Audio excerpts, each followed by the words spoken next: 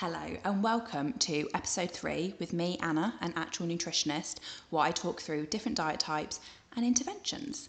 And today we're going to be talking through the carnivore diet. So, for those of you who don't know, it's kind of an extension of the ketogenic diet, but with a reduction of the consumption of fruit and vegetables. It's predominantly meat. Now, the evidence behind this diet type is limited. There is really a limited amount of long-term studies with a large sample size. We're looking at a lot of case studies, individuals saying that they've noticed certain benefits. There really isn't that amount of long-term with nutritional deficiencies. We do need long-term, not just a few months. A large group, a large sample size, all seeing similar benefits. That just is not out there. So that's something to bear in mind if you're considering this diet type. The long-term benefits that people claim to have experienced aren't necessarily evidenced in the literature. Something to consider. Also, our brain and bodies, they are incredible. We can go through periods of starvation, we can cut out nutrient groups, and we can survive.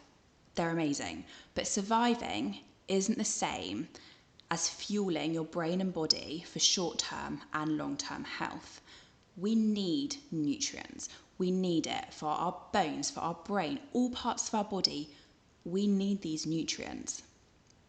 And if you're cutting out massive food groups and then you're not consuming those nutrients, you're going to experience nutritional deficiencies. If you're not having it and consuming it, your body's you're not having it, and your body needs it. There's not really another way to kind of break that down. Another thing to bear in mind, if you've got any history with disordered eating, just think about whether it's helpful for you to have this really extreme labeling of food as good and bad and cutting out food groups to this extreme.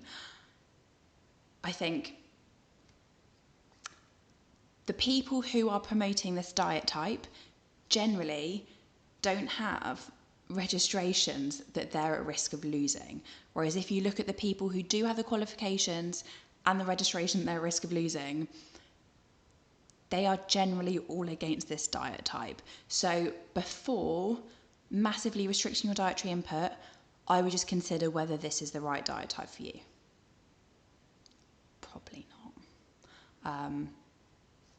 You'd be in a calorie deficit because you'll be eating less food, but there's better ways to lose weight if that's what you're after.